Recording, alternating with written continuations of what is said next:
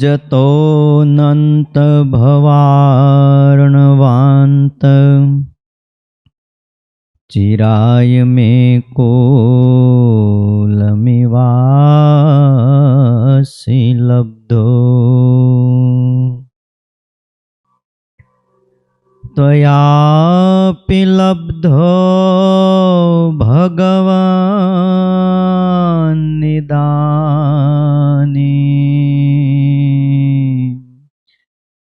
अनुत्तमं पात्रमिदं दयाया।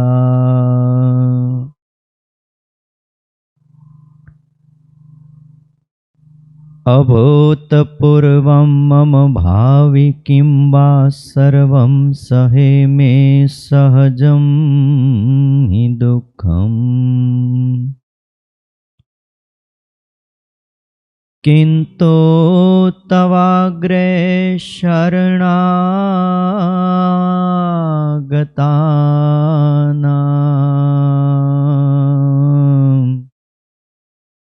पराभवो नाथ न तेऽनुरूप।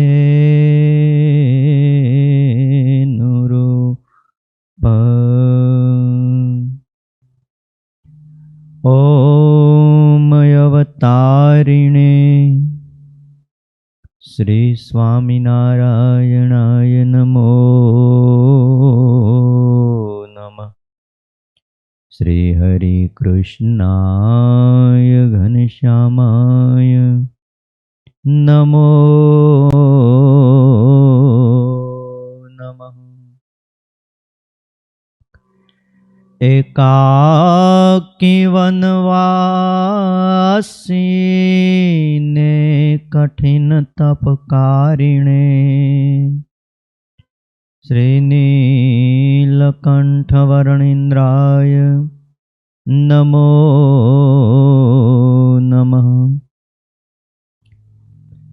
परात्पराय पुण्यश्रवणकीर्तनाय श्री सहजानंद स्वामिने श्री नारायण मुनये नमो नमः। बोलो श्री स्वामिनारायण भगवाननी हरि कृष्ण महाराजनी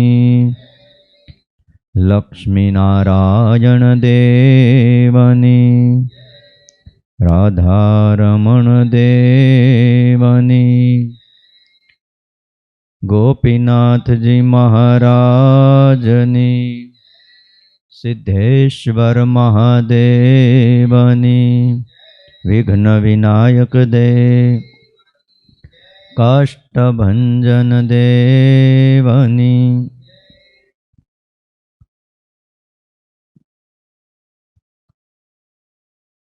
वाला भक्तजनों, सर्वाधार सर्वोपास्य इष्टदेव भगवान श्री स्वामिनारायण वत्सल्य मूर्ति पूज्यपाद गुरुजी, आप सौ वहाला भक्तजनों, धनुर्मासना पवित्र दिवसो चाली रह्या छे। आज तारीख 28/12/2021 અને મંગળવાર છે।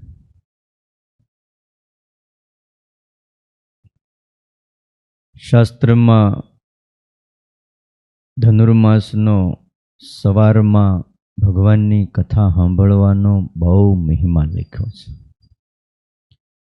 પણ બધું ઊંઘમાં જાય ઘણું।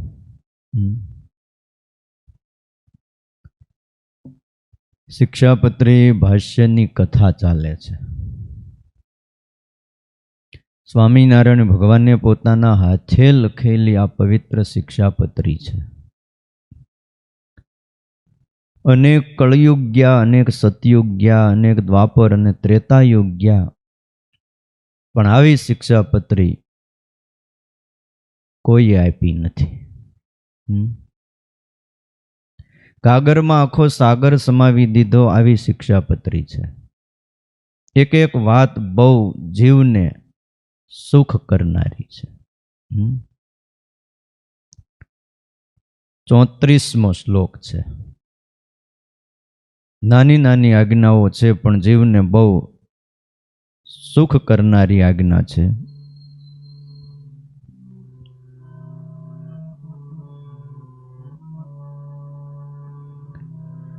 જ્ઞાન વાર્તા શ્રુતિર્નાર્યા મુખાત કાર્યાન પુરુષૈઃ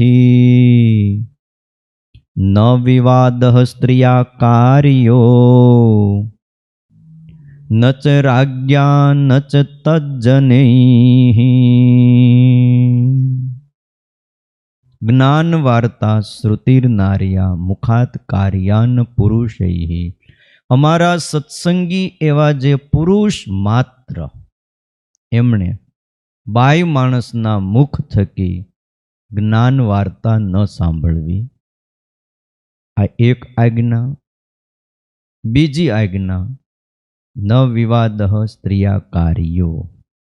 સ્ત્રીઓની સાથે અમારા આશ્રિતોએ ક્યારેય પણ વિવાદ કરવો નહીં.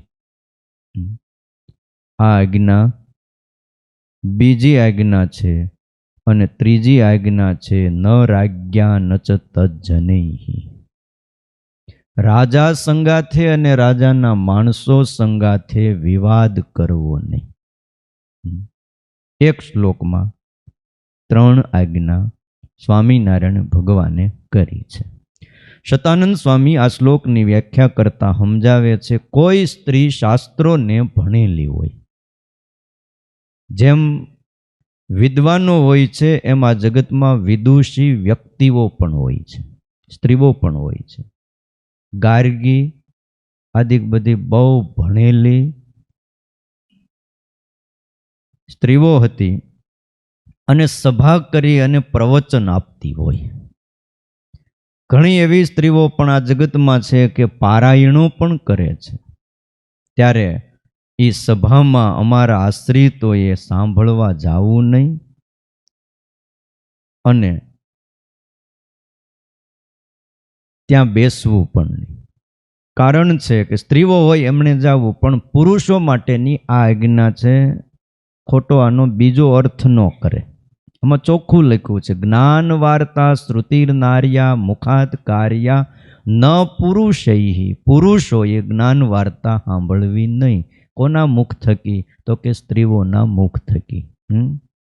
અર્થાત પુરુષોએ સ્ત્રીના મુખ થકી જ્ઞાન વાર્તા સાંભળવી નહીં. હા, ઘરમાં કદાચ પોતાની માતા પોતાના પુત્રને શાસ્ત્રનો ઉપદેશ આપે તો એ પુત્ર એ પાછો પ્રેમથી સાંભળવો. પત્ની હોય ને પોતાના પતિને ઘણીવાર સમજાવે, ઉપદેશ આપે, તો પતિએ પણ પ્રેમથી પત્નીની વાત સાંભળવી. આ જરૂરી છે. કયો આને મૂક્યા ઓલ બાજુ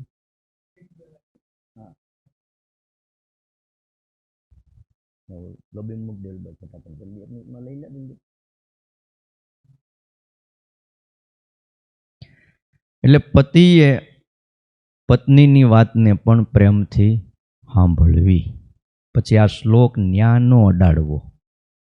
લખ્યું છે કે નહીં, બાઈઓની વાત સાંભળવી નહીં.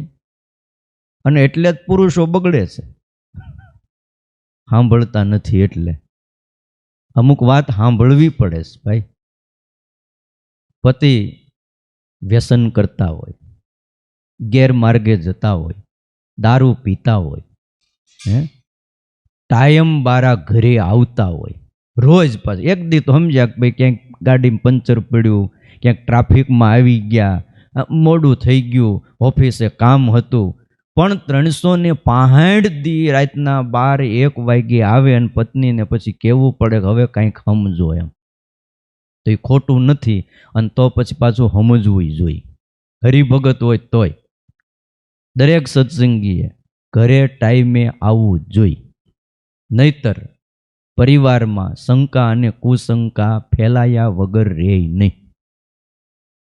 એ બીજું થાય કે ન, પણ એક સંકલ્પ થાય, ક્યાં જાતા હશે, શું કરતા હશે, અને પછી જીવવાની મજા કેવી આવે? હે, હા, શેઠ રોકી રાખતા, શેઠને કેવું, શેઠ પગાર થોડો કાપી લેજો, બાકી મને ટાઈમે ઘરે પોગવા દો. હા, એ ઘર સલામત હશે ને તો તમારો પગાર કામ લાગશે, બાકી ઘર સલામત નહીં હોય ને એ લાખો રૂપિયાના હે પગાર પણ મારે કામ નહીં આવે. શ્રીજી મહારાજે કેવી આપણને સુખદ આજ્ઞાઓ કરી છે. પતિ કુમાર્ગે જાય તો એમ લખ્યું કે અડધો ભાગ પત્નીને મળે છે.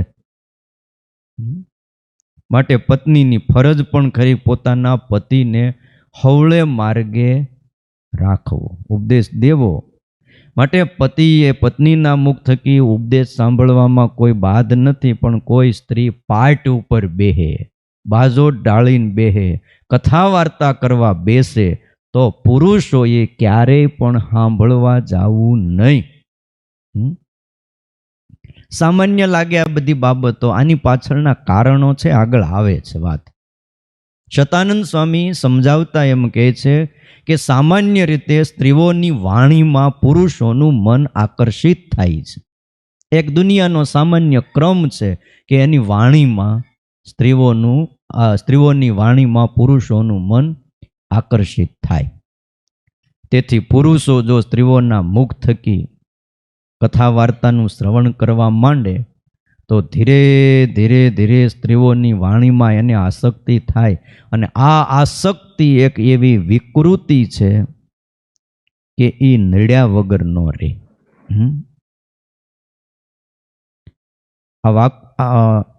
આસક્તિ એ નડે છે, અને ધીરે ધીરે સ્ત્રીઓના મુખ થકી કથા વાર્તાનું શ્રવણ કરે, આસક્તિ વધે, આસક્તિ વિકૃતિ વધારે, અને સ્ત્રીઓની વાણીમાં આસક્તિ થવાથી સ્ત્રીઓનો મનોમન પ્રસંગ થાય. પહેલા મનથી પ્રસંગ થાય, અને પછી ધીરે ધીરે ધીરે સ્ત્રીઓનો પ્રસંગ કરતા કરતા એવું દ્રઢ બંધન થઈ જાય કે આ બંધનને ભેદી શકાતું નથી. ભાગવતની અંદર એક વાત લખી છે કે ન તથા અસ્ય ભવેત મોહો બંધશ્ચાન્ય પ્રસંગતઃ યોષિત સંગાત યથા પુંસો યથા તત્સંગ સંગી સંગતઃ. કપિલ ભગવાને માતા દેવહૂતિને આ વાત કરી છે. જ્યારે માતા દેવહૂતિએ ભગવાન કપિલજીને કીધું મારું કલ્યાણ થાય ને પ્રભુ એવો મને રસ્તો બતાવો, તો કે તમે જે પ્રશ્ન કર્યો છે એમાં તમારું તો કલ્યાણ છે, પણ આ ધરતી ઉપર જેટલા જીવાત્માઓ જન્મે એ બધાયનું કલ્યાણ સમાયને એવી વાત કરું. કેવલ તમારા લગતી જ વાત કરું તો તમારું તો કલ્યાણ છે જ. હું તમારા ઘરે પુત્ર રૂપે આવ્યો છું. એટલે કીધું માં, આ જગતની અંદર પુરુષોને સ્ત્રીઓના પ્રસંગે કરીને જેવો મોહ થાય છે અને જેવું બંધન થાય છે, એવો મોહ ને બંધન બીજા કોઈ પદાર્થના પ્રસંગે કરીને થતું નથી. આ વાત આમ જ છે. અને વળી એમ કીધું કે હે માતા, મારી સ્ત્રી રૂપી માયાનું બળ તો જોવો. હવે હામે માં છે, અને તોય ભગવાન એને સ્પષ્ટ વાતો કહે છે કે મારી સ્ત્રી રૂપી માયાનું તમે બળ જુઓ, અને બળની હું તમને શું વાત કરું કે 10 દિશાને ગજાવનારા, 10 દિશાને જીતનારા એવા પુરુષોને પણ સ્ત્રીઓએ એક ભ્રકુટીના વિલાસ માત્રથી પગની પેની નીચે દબાવી દીધા છે. આવા સુરવીરો હતા. જો બીજી તો આપણે વાત ઘણી કરીએ, સાંભળી પણ હોય. મહારાજા દશરથ જેને 10 દિશામાં રથ હાલતો હતો, અને એટલે એનું નામ દશરથ હતું. એનો રથ 10 દિશામાં હાલતો. તમને એમ થાય કે 8 દિશા છે ને આ 10 દિશા સવારમાં લાવ્યા ક્યાંથી? કેટલી દિશાઓ છે નક્કી કરો જી. 8 ગણા, એક ઉપરની એક નીચેની, 10 નો થઈ. તેમ ઉપર નથી જવાનું કહે છે ને. ક્યાં ગયા તો ઉપર ગયા, કોઈ કહે છે ઉત્તરમાં ગયા, કોઈ કહે હેઠે ગયા.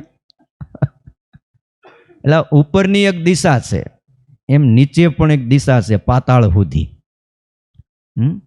ઉત્તર દક્ષિણ પૂર્વ પશ્ચિમ તો છે, નૈઋત્યન વાયવ્યન આ બધી દિશાઓ તો છે. એમ આ 2 દિશા પણ છે, એટલે 10 દિશા છે.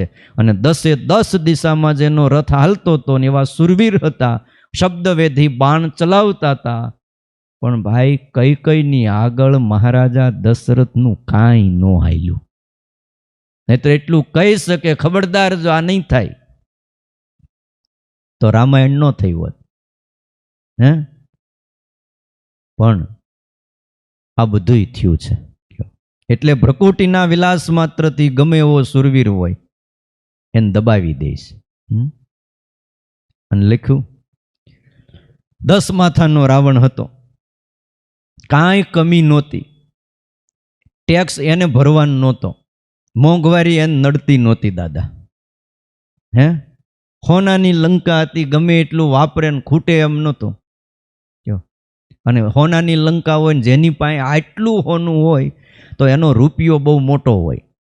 આજે રૂપિયાની કિંમત હોના ઉપરથી થાય, ઝવેરાત ઉપરથી થાય. જેની પાસે જાજુ હોનું એનો રૂપિયો વજનદાર ગણાય. આપણો રૂપિયો હલકો, કારણ કે આપણી પાસે, એટલે આપણી પાસે છે પણ દેશ પાસે હોનું ઓછું, એટલે રૂપિયો નાનો થઈ ગયો છે. અમેરિકા, ઇંગ્લેન્ડ એ બધા પાસે હોનું વધારે છે, એટલે આપણો રૂપિયો ને એના 80 રૂપિયા થાય.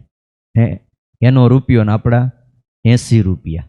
બોલો, 1 રૂપિયો આપે તો આપણે 80 દેવા પડે. કેટલા છે? 80 75 હશે એની આજુબાજુ, 70 75. હવે ક્યાં પોગવું? 100 રૂપિયા એના લઈએ તો આપણે કેટલા દેવા પડે? અને એના 1000 લઈએ તો આપણે લાખોએ પોગે બધો મામલો. કેમ પોગાય બોલો? હે ન્યા દાદા તમે મકાન ન રાખી શકો. હે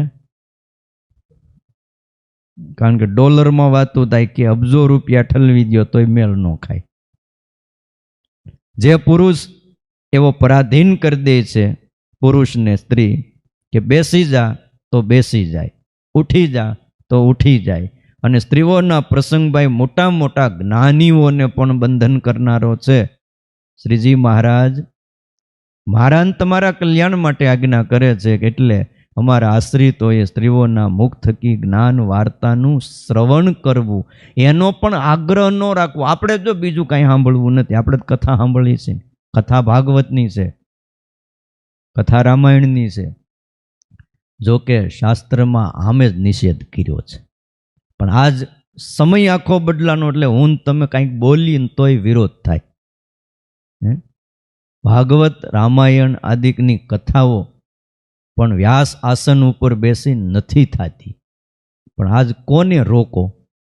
જો પાછા એવા માણસો છે, ના ના ભાઈ આ કરવું જ જોઈએ ને ભાઈ, કલ્યાણ કેમ થાય? એનું તો થાય છે પણ તમારું બગડશે. એટલે સમાજ જે તરફ વળ્યો હોય આજ કોઈ ન રોકી શકો, કારણ કે બધા સ્વતંત્ર છે. પણ તમને એક વાત કરું કે સ્ત્રી શું નથી કરતી એમ.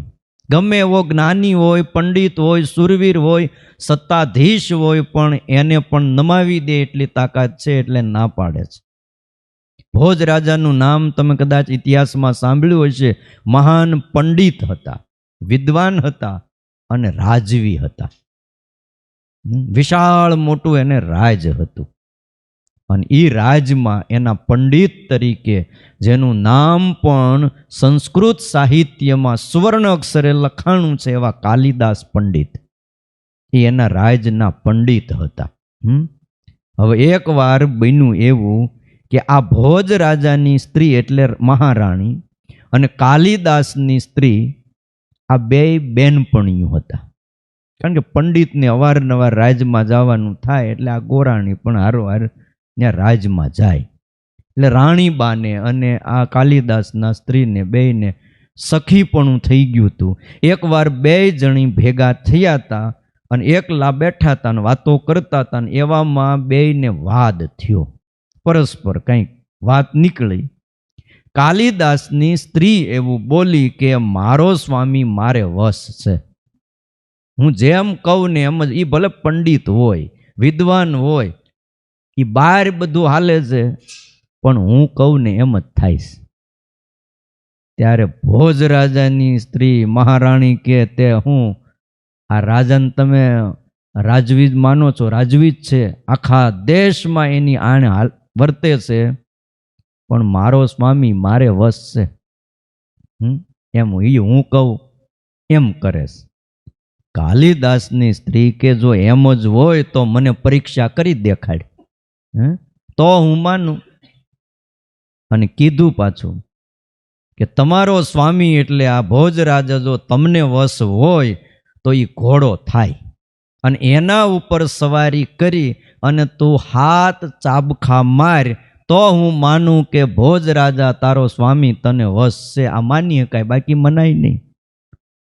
ત્યારે ભોજ રાજાની સ્ત્રી કે તો કઈ કબૂલ કે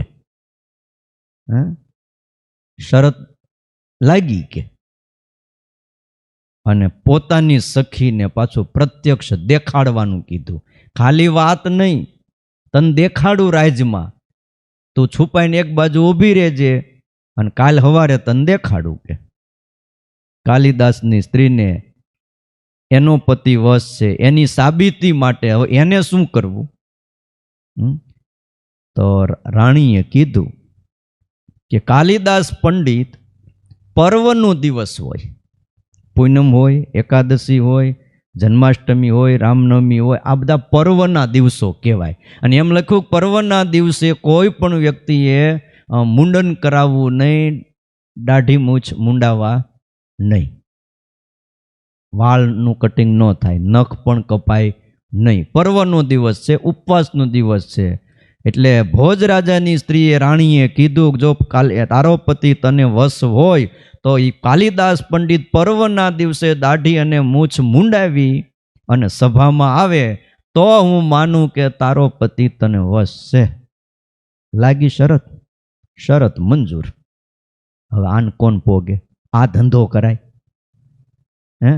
બહુ બહુ હોય તો હરી ભજાય, બહુ હોય તો પૂનમ ભરાય, અહીંયા આવીને હાથિયા કરાય.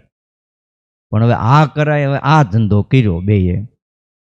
હવે આ કપટ એને રાજાને ખબર નથી, આ બાજુ કાલિદાસને કાંઈ આ બાઈઓનું કપટ એની ખબર નથી.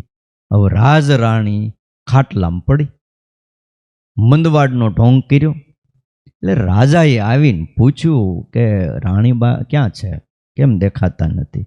દાસીએ કીધું બીમાર છે હમણાં રાજમહેલમાં. હવે આ બાજુ જોયું, કેમ હોતી છો? કાંઈ બોલે નહીં. ઢોંગ કરવો એટલે આ બે હુપ જ ઢોંગ કરવો.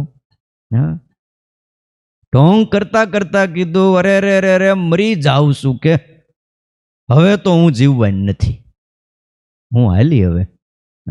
રાજા કે પણ કોઈ કારણ? ત્યારે બોલી કે દેવનો કોપ થયો છે મહારાજ, બીજા કોઈ ઉપાયથી મારો રોગ મટે એમ નથી. વૈદ્યને બતાવી જોયું, વૈદ્ય કહી દીધું છે નાડી પકડી કે હવે લાંબા દિવસ પસાર નહીં કરો કેમ, તો કોઈ ઉપાય થાય એવો જ નથી. તો નથી થાય, મને મરવા દ્યો ને, હવે ઘણું આમ તો જીવા. રાજા કે પણ એવો કઈ ઉપાય તો છે? રાણી કે ઉપાય તો છે પણ કહેતા જીભ ઉપડતી નથી. તમને મારાથી એવું નીચું કામ કરવાનું કહેવાય કેમ? કારણ કે તમે રાજા છો, હું મરીશ ને એમાં કોઈ વાંધો નથી, મને આ દુઃખ વેઠવા દ્યો, પણ તમને એ કામ હોપતા મને શરમ આવે કે. રાજા કે એવું શું નીચું કામ છે કે તો કરી? તારું દુઃખ મટતું હશે ને તો હું ગમે એવું નીચું કામ હશે ને તો કરવા તૈયાર છું, પણ તારું દુઃખ મટવું જોઈએ. બિચારાને દયા આવી. હા, ત્યારે રાણી કે અરે પણ શું કરવા? મારાથી તે કેમ થાય? મને પાપ લાગે, મારાથી કાંઈ તમારા પર આટલું કઈ વાત મૂકી દીધી. રાજા કે અરે અટકી કેમ ગઈ? જે કેવું હોય કહી દે કે જો આપણે બે એકલા જ અહીં રાજમાં છે, બીજું કોઈ અહીં છે નહીં, અને આમે રાણીવાસ હોય ત્યાં રાજા સિવાય કોઈથી જવાય નહીં. જો ગયો હોય ને તો ઊભે ઊભા કટકા કરી નાખે, ત્યાં જવાય નહીં. આવો રાજાઓનો તેથી કડક બંદોબસ્ત હતો. એક બ્રાહ્મણ સિવાય કોઈ પણ રાણીને મળવા એનો રાજનો સૈનિક પણ જઈ ન શકતો, આટલી બધી મર્યાદાઓ હતી. ત્યારે રાણીએ કીધું, ત્યારે કહો જ ત્યારે, પણ જો તમે હસી નહીં કાઢો ને, ઉપાય એવો છે મારો રોગ દૂર થાય એના માટે. તમે ઘોડો થાવ અને હું તમારા ઉપર સવાર થાવ અને પીઠ ઉપર હાથ ચાબખા મારું એટલે રોગ મટશે.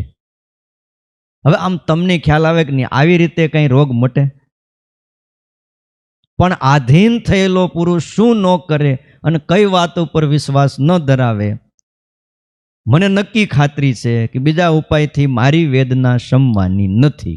ત્યારે રાજા કે હે એમાં હું કે હે, જો આપણે બે એકલા છીએ, એકાંતમાં છીએ, માટે લે તું ચાહે એમ કર, તારું દુઃખ મટાડ, એ મારે કાંઈ તારો એવો ભાર નથી કે તારા માટે આ કોઈ મારે કામ કરવું એ ભારે કામ નથી.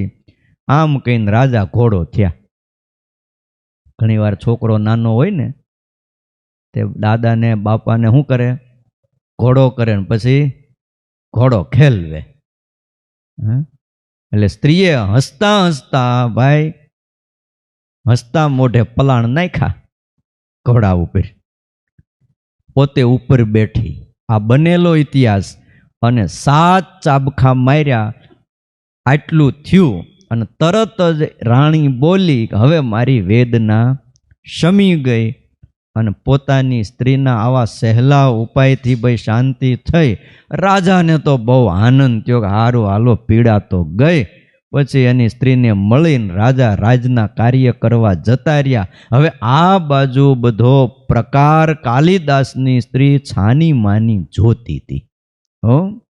એટલે પોતાની સખી પાસે આવીને કહેવા લાગી, ઠીક બેન, તારા ઉપર તારા સ્વામીનો ભાવ બહુ છે, સારો ભાવ છે, પણ હવે હું તારા કહેવા પ્રમાણે મારા પતિને પંડિતને મુંડાવીને સભામાં મોકલું કે.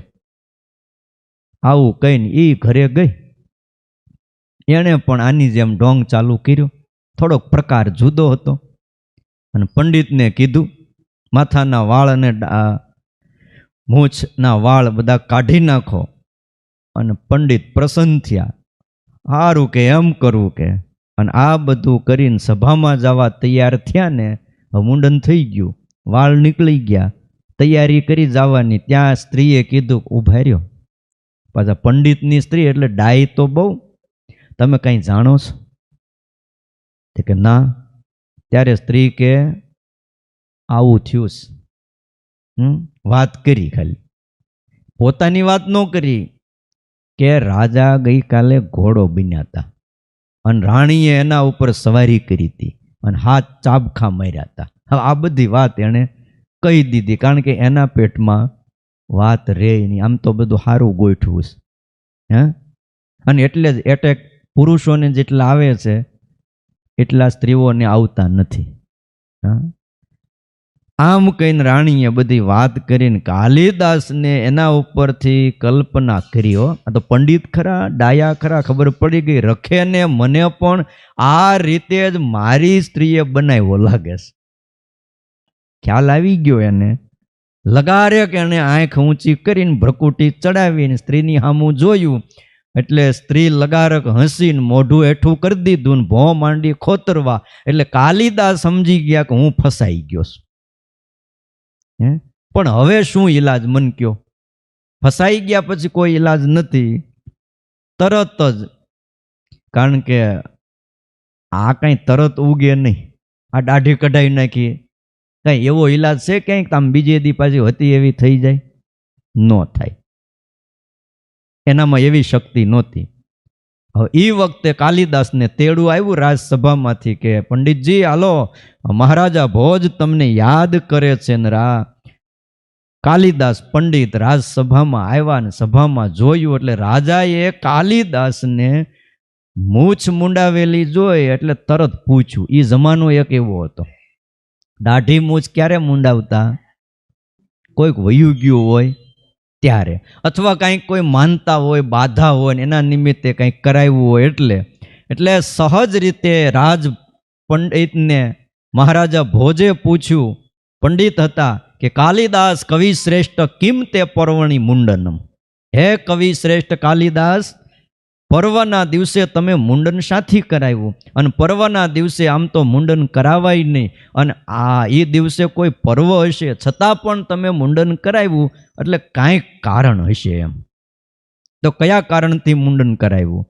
અને ભાઈ આ તો પંડિત વિદ્વાન તરત ઉત્તર આપ્યો, અનશ્વા યત્ર તાળીયંતે, અનશ્વા યત્ર તાળીયંતે તેન પર્વણી મુંડનમ.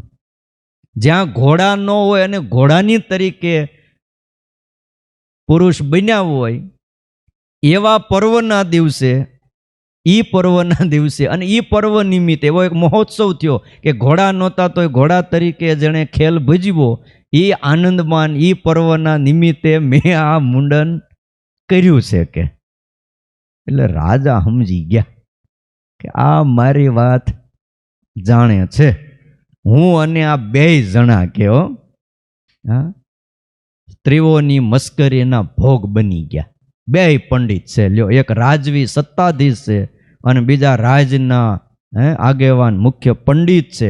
મારે વાત એટલી કરવાની જ વાલા ભક્તો, પૃથ્વીમાં ધન હોય, બુદ્ધિ હોય, અધિકાર હોય, આદિ બધાયથી માણસ શ્રેષ્ઠ હોય, અને ભોજ અને કાલિદાસ જેવા પંડિતને પણ જો સ્ત્રી પોતાના રમકડા માનીને એમની શું કહેવાય આવી ચેષ્ટાઓ કરતા હોય છે.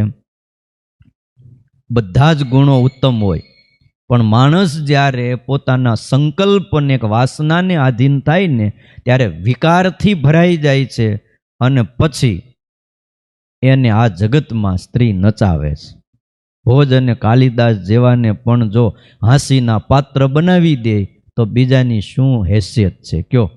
માટે ડાયા માણસોએ ક્યારેય પણ પોતાની ઈચ્છાઓને વાસનાઓને આધીન થઈ અને સ્ત્રીઓના કાલા ઘેલા લાડીલા પ્રેમાળ વચનોથી ભોળવાય અને કૃત્રિમ પ્રેમ પાસમાં ફસાવવું નહીં, આવું કહેવાનો ભાવ છે. આજે ઘણા યુવાનો એવા કૃત્રિમ પ્રેમ પાસમાં ફસાઈ જાય અને છોકરાની તમામ સંપત્તિ પણ હરાઈ જાય અને કેટલોય કલંક પણ માથે આવી જાય છે. એ લાંબુ જ કંઈ હાલવાનું તો હોય જ નહીં, પણ છતાંય તમે જોવો છો